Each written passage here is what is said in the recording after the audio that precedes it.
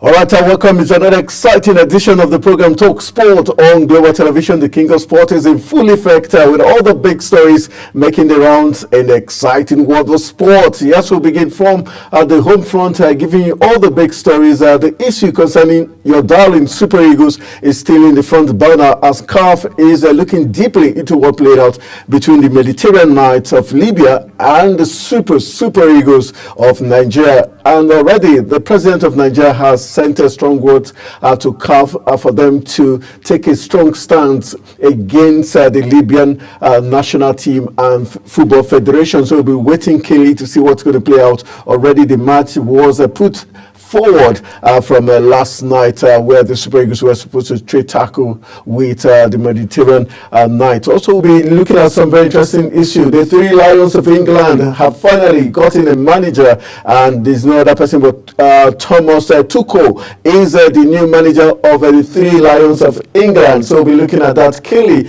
what would this mean for the Three Lions? Will they finally, after 66 plus years, win a major tournament in Europe and probably the World Cup come 2026? We'll be looking at other big stories making the rounds in the exciting world of sport as we focus on Nigeria players across board and also issues making the rounds. But let's begin from home, sweet home. Let's talk about President Bola Tinubu, who has described the Waheed Oshodi's election as the president of the African Table Tennis Federation as a proud moment for Nigeria. Oshodi was unanimously elected as the president of the body at its 2024 annual general meeting in Addis Ababa, Ethiopia on Tuesday. The newly elected president, a former commissioner for youth, sport and social development in Lagos State, succeeds Egypt's Khalid El Salih, who has led the federation since 2010. In his congratulatory message, Tinubu noted that Oshodi's election was a proud moment for Nigeria, reflecting the strong support he gained in the lead-up. He was nominated by the Nigerian Table Tennis Federation and backed by several African nations, indicating the country's unwavering support for its sports leaders. He says Oshodi's election is also a vote of confidence in the seasoned sport administrator who has committed his time, energy and resources to develop table tennis at the grassroots level and demonstrated his integrity, accountability and dedication in carrying out his responsibilities. Let's let you know that Oshodi's election makes him the second Nigerian to hold the ATTF presidency after Engineer Shegun George, and the only Nigerian currently heading a continental sport federation. This comes on the heels of his roles as the deputy president of ATTF and executive vice president of the International Table Tennis Federation, positions that have solidified his influence in African and global sports administration. Just to let you know that as ATTF president, Oshodi is expected to leverage his experience and connections to further develop table tennis across the African continent, building on the foundation laid by his predecessor. His unanimous election underscores the confidence and that African table tennis stakeholders have in his ability to stir the sport to greater heights on the continent. Also, let you know that Oshodi's distinguished career in sport administration began in 2000 when he was appointed the Lagos State Sports Council governing body by the Tinubu Bola Ahmed governorship reign. All right, from there, congratulations to Oshodi flying the green, white, green really high in table tennis. We hope that we're going to get more Aruna Quadri and Matthew in the world of table tennis. All right, let's go back to the main talking point around the 54 countries of the African continent, talking about Nigeria, Libya, AFCON Rift. That's where we're heading to. Let's just let you know that Super Eagles interim coach Austin Eguavoin has opened up on the ugly incident that saw players and officials of Nigeria's senior men's national team held hostage by the Libyan authorities at the Al Barak airport in Al Barak, Libya, on Sunday through Monday, and the team had flown into Libya on Sunday afternoon for the second leg of the 2025 African Cup of Nations qualifying Group D fixture against the Mediterranean Knights, only to be subjected to inhuman treatment upon arrival. Libya were scheduled to host the three-time African champions at the 10,000 capacity materials of Benina Stadium in located just 10 kilometers from Benghazi, but the plane was diverted to Al Barak Airport, which is over 200 kilometers and 3.5 hours drive from the planned campsite. The Al Barak International Airport, typically used for Hajj operations, lacked basic amenities, leaving players and officials tired and frustrated. Neither a receptive team nor vehicles were provided by the Libyan Football Federation, forcing the Nigerian Football Federation to make an alternative transportation arrangement for the Super Eagles. The Nigerian contingent was caged at the airport for 20 hours without food or water and completely shut out of the world. The game scheduled to be held on Tuesday was abandoned owing to the poor treatment of the Super Eagles players and the officials, most of whom suffered ill health, as affirmed by the team's doctor. And fast forward, the Confederation of African Football said it had launched an investigation into the matter and will make a pronouncement upon conclusion. The incident, one of the most talked about issues over the last 24 hours, has sparked widespread spread a condemnation from fellow footballers, international media, clubs, human rights organizations, and hopefully we hope that the verdict from CAF will be favoring the Super Eagles of Nigeria. All right, let's give you one more story before I tell you about my guest. I'll be having Frank Alapa join us via Zoom, and hopefully we'll be having Dixon Mazino, sports analyst, join us live in the studio. But before they do that, let's give you the story concerning our darling Flamingos, who will be in action today at the FIFA Under-17 World Cup. The Nigerian Under-17 women's national football team, you call them the Golden Flamingos, will kick off their 2024 FIFA Under-17 Women's World Cup campaign against New Zealand on Wednesday. That's today at the Saibao Stadium in Santiago de Los Calabalos, Dominican Republic. Nigeria placed in Group A alongside host Dominican Republic, Ecuador, and New Zealand, enters the tournament with high expectations after their impressive third place finish at the 2022 edition in India. The Flamingos rounded off at a 10-day intensive camp in Santiago with a 1-1 draw against Mexico in a friendly match on October 8th, a game the golfer described as an eye-opener, which helped the team overcome an infinitely complex and a bit of fear factor. Let's let you know that Nigeria's squad boasts of a mix of experienced players and young talents from clubs across the country, including Delta Queens, Imo Strikers, Rivers Angels, Harmony Chidi, who has Victor Osimhen as her idol, is expected to be one of Nigeria's key players, having scored 12 goals in the qualifiers. Meanwhile, New Zealand, under head coach Alana Gunn, will be looking to improve on their last encounter with Nigeria at the 2022 World Cup, where they suffered a 4-0 thrashing. The Kiwi squad includes a prolific striker, Laura Bennett, who won the Golden Boot at the OFC Under-16 Women's Championship. OFC means Oceania Football Confederation. That's talking about that continent. Meanwhile, Nigeria have participated in every edition of the competition since its inception in 2008, reaching the quarterfinals in 2010, 2012, and 2014. They broke the jinx in 2022 edition by defeating the USA in the quarterfinals. After the opening game, the Flamingos will face host Ecuador on October 19 and Dominican Republic October 22nd as they push for qualifications to the knockout stage. All right, that's the big one there, and we're expecting our darling Golden Flamingos to carry the day today against New Zealand. We hope they beat them 5-0. Just take the anger of what Libyans have done to the Super Eagles and pour it on New Zealand tonight, when the Flamingos will be locking horns with New Zealand at the Women's Under-17 FIFA World Cup in Dominican Republic. We wish them the very best of luck. All right, I will go for a very quick break. When we return from the break, hopefully Dixon Mazzino will be joining me in the live studio alongside Frank Alapa via Zoom, so that we can look at all the issues making the rounds. Stay with us.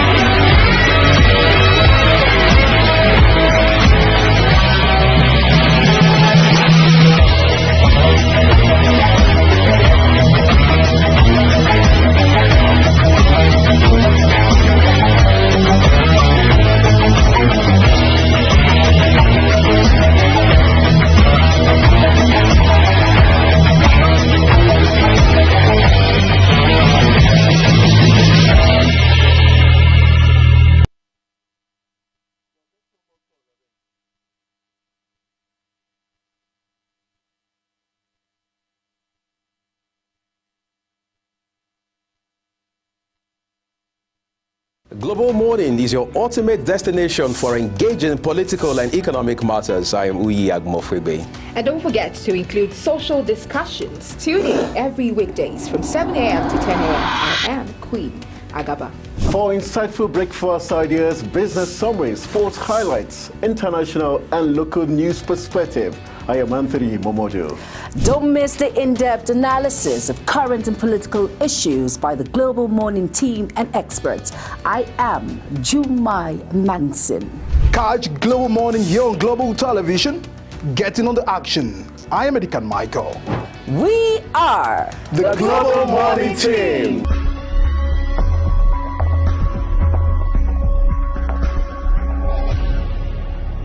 Business Point on Global Television. The business world can be dynamic and unpredictable, with headwinds and volatility sometimes becoming an obstacle for players in the business and economy landscape. Watch Business Point on Global Television as Samuel Oji walks you through the twists, turns and curves in bands, stocks and crucial market indices from a global standpoint.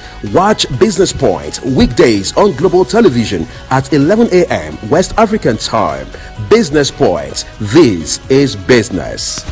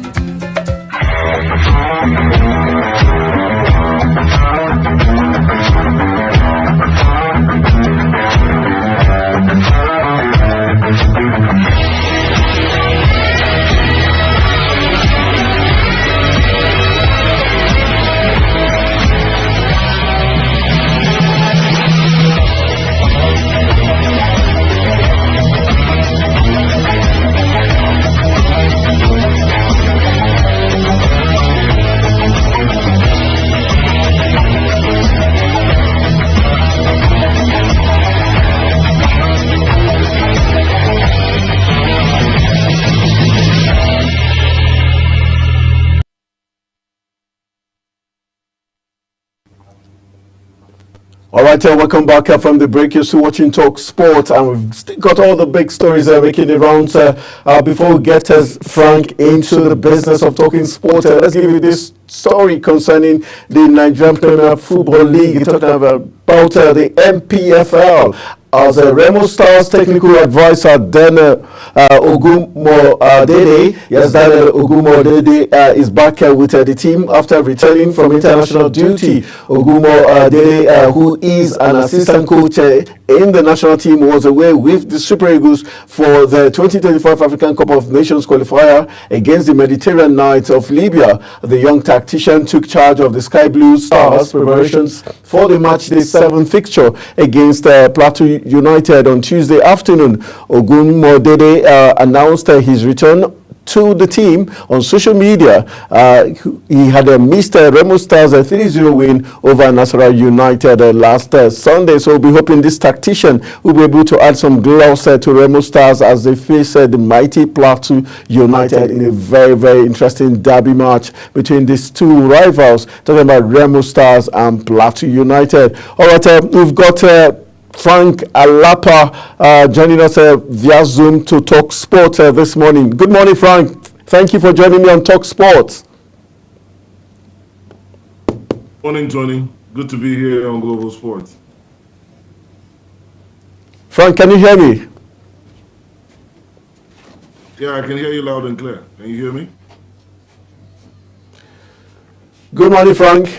Nice to have you join me on Talk Sport this morning. All right, Good morning. Can you hear me now?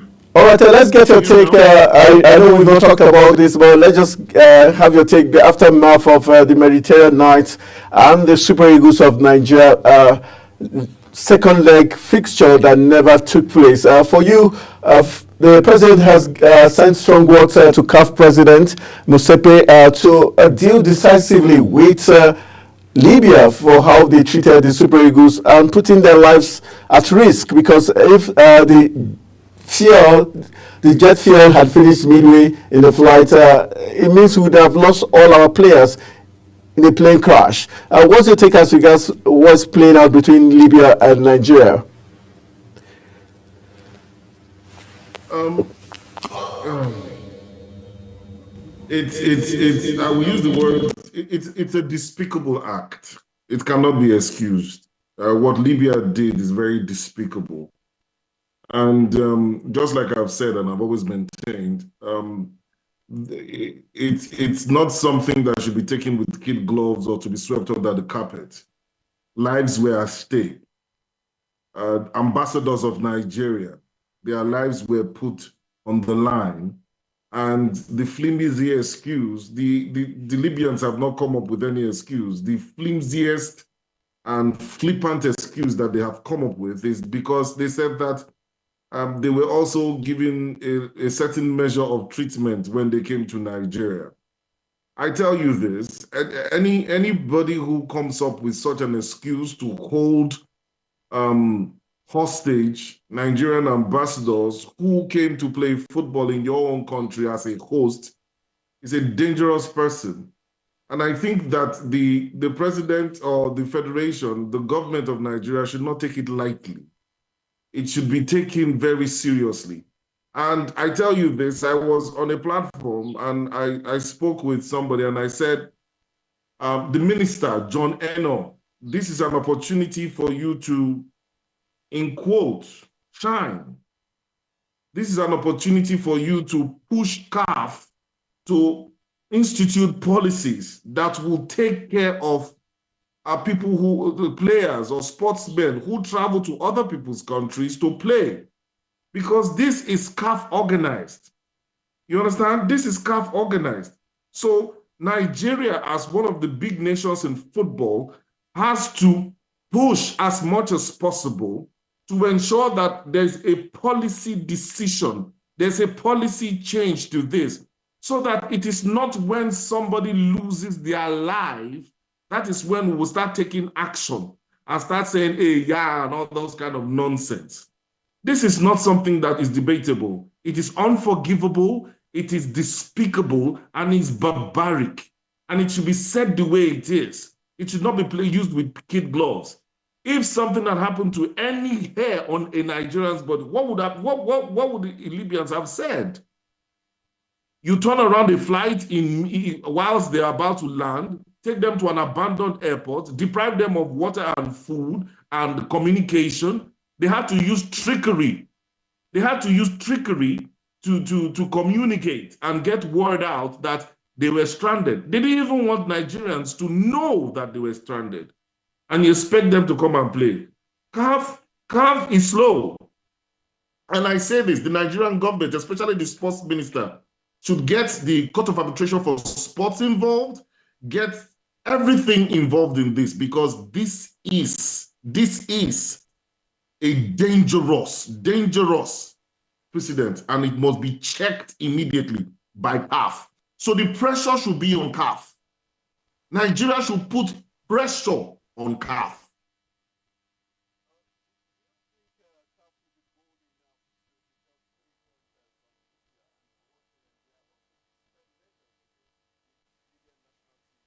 If you put it into perspective that Motsepe is from South Africa and there's this cold rivalry between both nations. No, Tony, let's not make it a South African Nigerian thing. Remember the issue of Gabon, when Aubameyang and his team were held at the airport for a long period of time. It took CAF up to a month before they made a statement or took a decision and awarded the points to Gabon. Let me take you back some time during the time of Andrew Uwe in the 80s. If you remember, Ethiopia, when the under-20 team went to play football, and because they beat the Ethiopians, the Nigerian team, Andrew Uwe, Samson Siasi, and the under-20 category, trying to qualify for the World Cup, they were beating black, blue, and green, heads broken, and they returned home to Nigeria.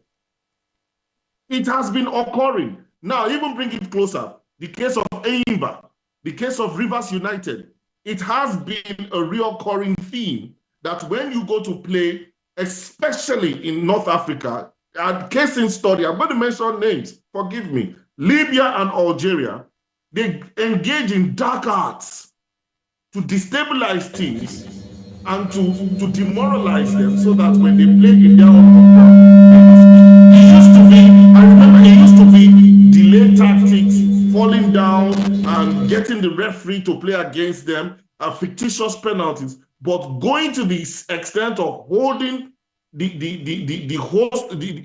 visitors hostage? No. It's not done. I say this, and I'm very categorical about it. The Minister of Sports, the Nigerian Football Federation, must put pressure on CAF, not just punishment. There must come out a policy statement, because I have my own case to deal with CAF. Did CAF check on the Nigerian team? They did not. So CAF, the CAF administrators also have a huge fault in this. They didn't check on the Nigerian teams if they have arrived. They didn't check on the welfare of the Nigerian teams. They didn't follow through. So the CAF secretariat had a lot to answer for here. So we're looking at now the issue of, is CAF going to award 3 points to Nigeria, or is CAF going to ask for a replay? And if it's going to be a replay, which venue would be the ideal neutral venue for both teams? And for some people, they believe CAF should just award 3 points to the Super Eagles, sanction Libya from taking part in the Cup of Nations for the next 2 editions. For you, which will be the best form of, punishment for Libya's action? I hope you can hear me, Tony. Yes, I can. I'm very categorical. I'm going to repeat myself again. It is not the punishment, because this has been going on. It is not the punishment. It seems as if it is another day in the life of an African country when they are hosting maybe a team with potentials of beating them. They frustrate the team. They frustrate them. Equatorial Guinea has done it. There was a time, a little extent, when the Super Eagles went to play in Ghana, when the Super Eagles wanted to come down from the plane, they brought a ladder instead of a staircase. But when you come to Nigeria, we give you a king's treatment. You understand? So it is not the punishment per se that we should be particular about. Because whether you deduct point from Libya or not, Nigeria is still going to qualify. You understand me? Because Benin lost to Rwanda, so it puts Nigeria in an even better position. One more win and we're through. But will they learn their lessons? Do they understand the gravity of what they have done? And this is why I said pressure, it should not be on Libya right now. Pressure should be on CAF as the regulatory body. The country in question, there must be a policy statement right now. The rules must change. If a country or a nation is coming to play in your own country as a host nation, what are the guidelines that must be strictly adhered to? Remember, before this match, Libya already indicated that Nigeria will play on artificial turf. Even as much as they have world standard natural turf in Libya, they refused. That was the first thing that should have raised the red flag. They said they were going to play Nigeria on artificial turf. The NFF did not raise a finger about it. CAF did not say anything about it. Why was that so? And if you know that Libya was a troubled region, why play football there? So I believe that CAF is trying to hide its head in the sand with this. It is CAF. CAF is trying, so whether CAF decides to punish Libya or give Nigeria 3 points, it makes no difference to me. There must come out a policy statement. There must come out a guideline that will protect visiting countries from the antics of despicable hosts. That's what Nigeria should be fighting for right now, for the sake of other. All right, well, sir, Idemode Alapa, let's still stay with us. I've got Dixon Mazino in the studio from Voice of Nigeria, a sportscaster at his best, joining us in this discourse. Mazino, you've had your compatriot Frank Alapa. For you, this debacle between Nigeria and Libya, how far should Nigeria, the president, and the country take it to force CAF to do the needful so that this does not repeat, not just to the Super Eagles, but to any African team? You know, like what Frank said categorically, why should Libya be hosting matches at this time? You know, it's a country that is at war. You have two governments, one in Benghazi, one in Tripoli. And so the question is, why would CAF even allow such a country host a game? Remember that in the last year or two, CAF has been particular about facilities and security. So some countries like Benin, they play their matches outside their country. Sure. So why would you insist that Libya should be hosting games? Secondly, what the Libyans did, as far as I'm concerned, is an act in diplomatic terms can be described as an act of war, because or terrorism. Well, because you held the team to ransom. You held them to ransom. You diverted the plane to go to an airport that is over 3, 4, 5 hours away from the match venue, knowing full well that the pilot kept indicating that there was no fuel, that he didn't have enough fuel, that the fuel was just enough to land in Benghazi 8 times, and they refused. Now, God forbid, what if in the process of moving the plane to the destination, the fuel finished? What would have happened? An air crash, and it would have been a completely different matter. You say because you were treated badly in Nigeria. How? It was your fault. The facts are there. You have not refuted the fact that when NFF said you booked to fly to Port Harcourt, they said, okay. Rather than you directly where there's an airport. And they already made provisions with the aviation authorities to allow them have clearance to land. You refused because you did not want to pay the differentials. What's the distance between Port Harcourt and Uyo? By less than 20 minutes. 20 minutes. You refused. They now said, okay, we'll provide you, what's the alternative? Okay, we'll provide you with land transport. You said, no, you'll make arrangements by yourself. And look at how the whole thing turned. Even at that, we still provided, at least there's video evidence to show that we provided security for them. We provided accommodation for them. One of the best hotels in the country. I mean, and you go on the pitch, you put the game almost to disrepute with terrible tactics, delay tactics, and all sorts. Then in a build-up to the return match, you now start pumping up fans, and you now carry out that kind of action. First and foremost, it's just that we are Africans and we don't want to go the whole hog. If it was some North African country, they will cut off diplomatic ties immediately.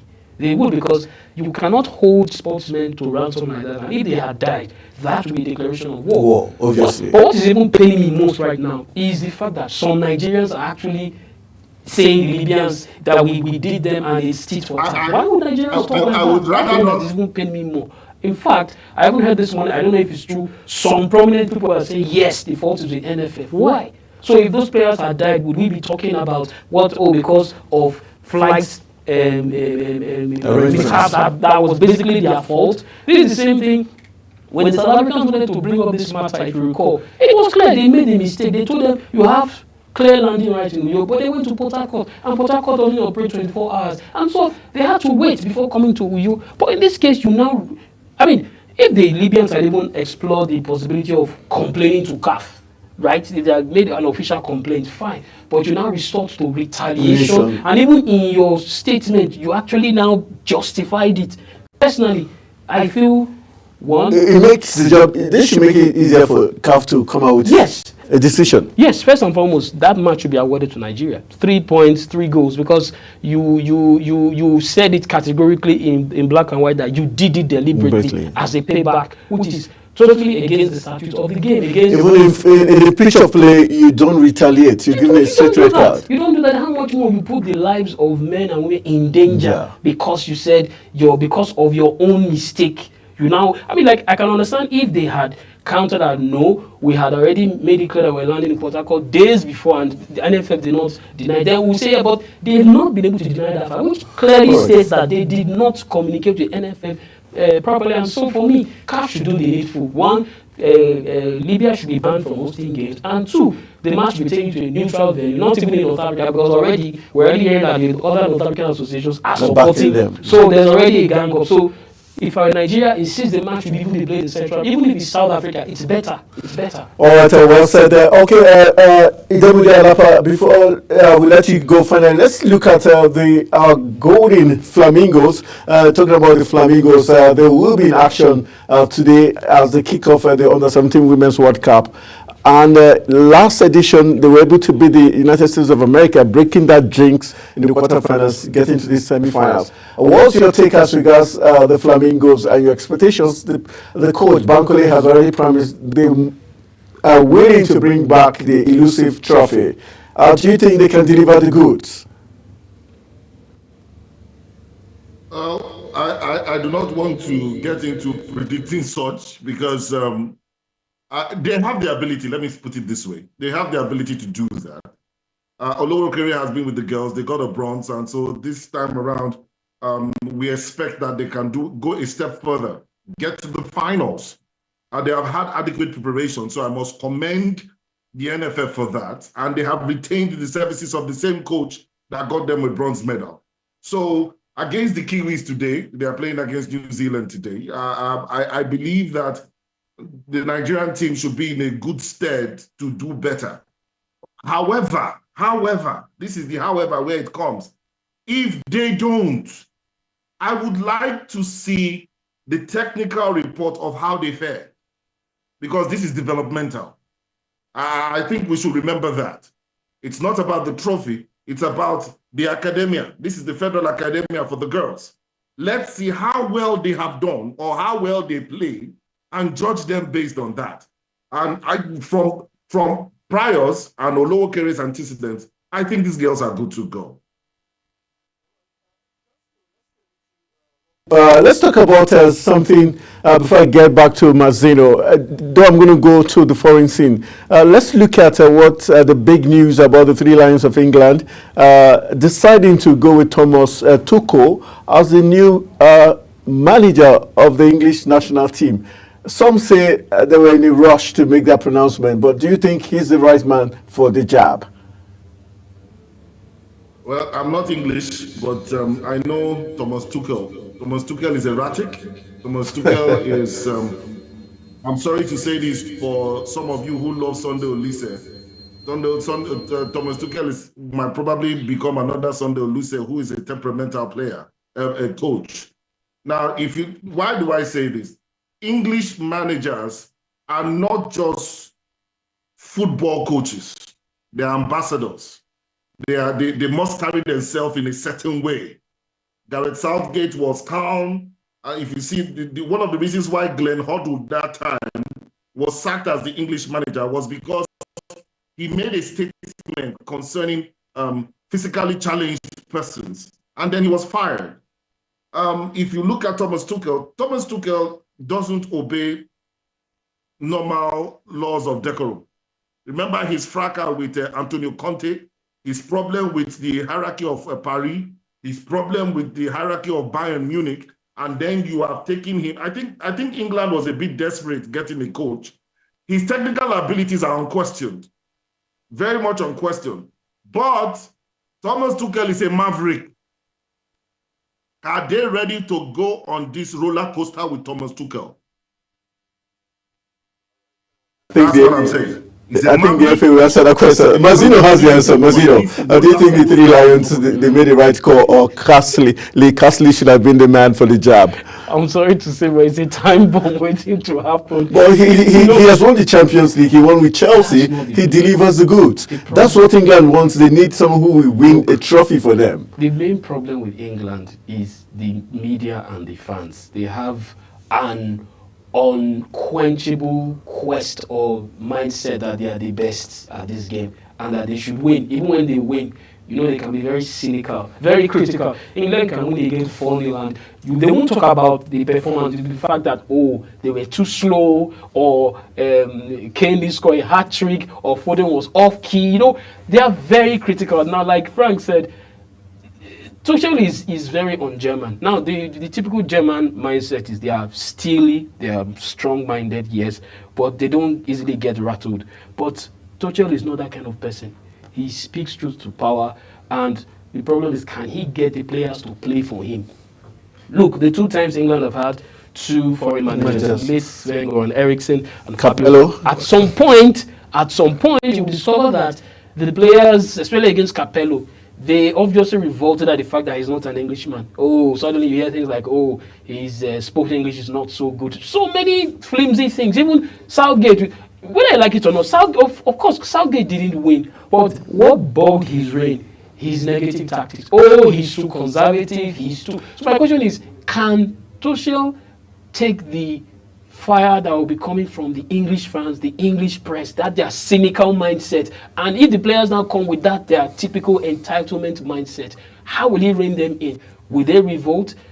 Personally, I would have thought Jurgen Klopp. I think Jurgen Klopp would have been yes, okay, but he was not ready. I think that's the person that the English actually want. Now, if Jurgen Klopp had been picked, trust me, England will fly because the team will play for him. But with Tuchel, he is good tactically, he's sound with the game, but the problem is he sometimes loses skills. And he loses the dressing room and the hierarchy, that's the owners that bring it. So it's going to be a very tough one for England, honestly. Well, let's look at Pep. Guardiola was also in the picture. Do you think Pep, they were not convinced they could make Pep become their manager? Was that why they gave up on him? They wouldn't have minded, but I don't think Pep would have wanted to coach England. You know, you have to understand something. The English game, the football culture, is way far apart from that of Spain. They don't have that guile. They have the pace, although they are producing some players that have some flair, but they don't have that intricate. You know, when you watch Spain play, look at their match against Serbia yesterday, look at the match against Denmark on Saturday. They are very patient on the ball, and they don't run to the ball comes to them. Now, the English player, do they have that mentality? The answer is no. So it would have taken some time for Guardiola to build a team in his image. And the question is, will the English be willing to adapt to his style? So the answer is no. That's why I said the closest manager, because it's German, is Klopp. Because German football and English football are not too different. Only that the German game is more tactical. They're more tactical, and they just have this extra that the English don't have when it comes to the international scene. So with Tuchel, well, let's see what happens. But like Frank said, perhaps it was clear that no top manager wanted that job. All right, quickly, just your take on the Flamingos. Today they're beginning their campaign. What's your expectation for the Flamingos? Okay, they are taking on Dominican Republic. So no, New Zealand. New Zealand, okay, fine. So definitely that group. They whipped them 4-0 last year. Are we expecting another They traction? should be able to, because the New Zealanders are physical. They play more of a set plays. Fortunately, our girls have the intricate football skills. They are strong. They are fast on the ball. And I think we will definitely have that edge. And the coach, being this will be his second time out with these girls, I think having finished third, keeping the Germans to the bronze medal, I think they will actually have that extra edge to perhaps get as far as the final. Can they win it? Well, it's too early to say, but we'll watch the first two games and look at the opponents that they are likely to meet in the knockout stage, and we can tell where this team will go. All right, Frank, I know your time is running out. You've got 3 minutes. Let's get you in 3 minutes. Let's look at some very interesting talking points, Frank Alapa. We've got Ademola Lookman. News never stopping that the Atlanta Star might be moving in January. Lots of English clubs are looking for him to sign him up. We've got Everton, we've got Fulham and some other teams, Paris Saint-Germain also looking at getting this player. Do you think he should move from Atlanta, and which direction should be the best way for him to move towards? Should he move? Yes. Should he move? Yes. Where should he move to? Well, one that will suit him. I hope he wins the African Footballer of the Year and no shenanigans comes up with that. Then he will be in a stronger position to demand the kind of where or how he would play. He would be in that position to make some certain demands. But Ademola Lookman has grown bigger than Atalanta. In this day and age where we see footballers just like Victor Osimhen being huge influencers, just like Rashford and the others in Manchester United. I'm not saying that he should start becoming entitled, but Ademola Lookman, as it is right now, it is in the prime of his life and should move away from Atlanta. Atlanta is a mid-table team at best in Italy. In Italy, yeah. They just once in a while touch the top of the calcio. I feel that it's time for him to move.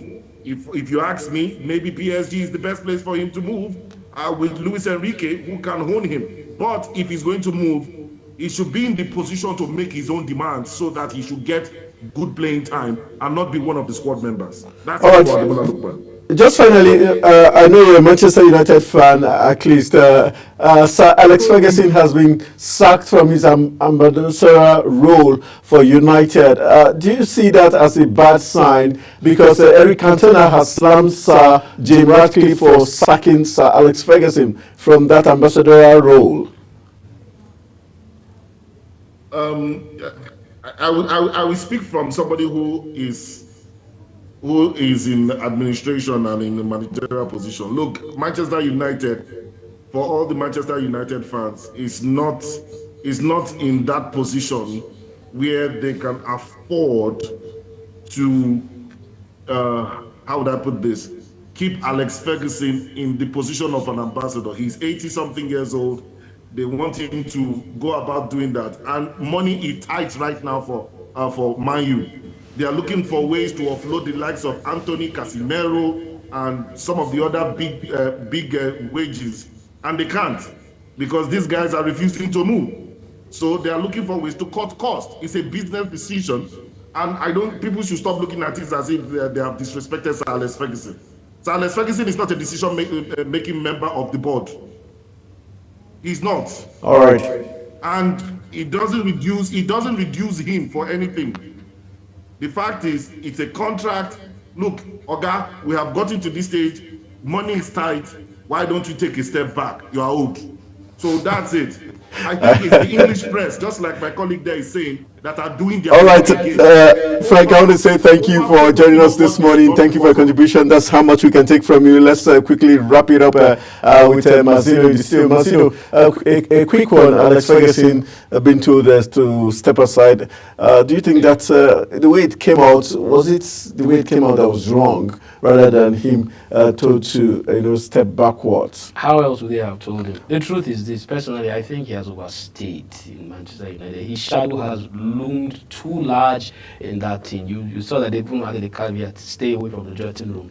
The fact is, so long as Ferguson continues to hover around Manchester United, especially when it comes to pitch matters, they cannot go forward. Do you think he affects Ten Hag and the coaching? He affects somehow? everything in that team. Look, I said this thing, I think it was the last week or 2 weeks ago, that the hold on Manchester United by Sir Alex Ferguson and the golden generation, that hold needs to be cut off. Because, look, they've had their time in the sun. We remember the nights 1999, 2008, that night in Moscow. Look, they have to move on from that. Right now, Manchester United has not done anything significant since 2013. That's going to almost 12 years after they last lifted the Premier League. And that was the last time Sir Alex sat in the dugouts of Old Trafford. So right now, I think Manchester United, okay, apart from the issues of the players not being able to deliver, the big-time players not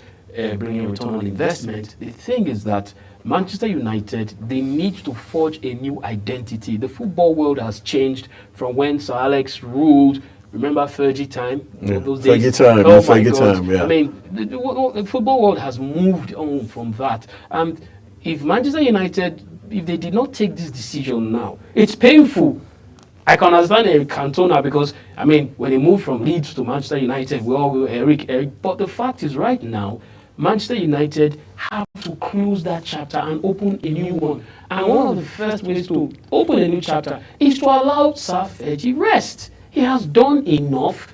I'm even surprised that 81, 82, he's still, I mean, look at Sir Bobby Charlton and other top players that graced the Old Trafford, Manchester United. They gave the team the distance that was needed. Same way with Liverpool, same way with Chelsea, same way with Arsenal. Arsene Wenger has since left Arsenal. You don't see him there. He is referred to, but he has given, that's why Arteta can now impose his style, and it's working. But so long as you have Sir Alex not far from a shouting distance of the dressing room, they will remain stuck in that bubble. So I'm sorry, Man U fans, I'm not saying it because I'm a Liverpool fan. I'm saying it from football and, like my friend Frank said, business reasons. It's time to move on, period. All right, bye-bye, Fergie time, and it's also like almost saying bye-bye to TalkSport this morning. But before we just say the bye-bye, we've got a quick one. Ronaldo storming out again after 0-0 draw with Scotland in their last Nation League match. Do you think it's also time for CR7 to say bye-bye, and Roberto Martinez should be bold to say CR7 is time up from the Portuguese national team? If you listen to most football pundits, even former players, they've made it clear. Ronaldo, you've made your point. Leave that place.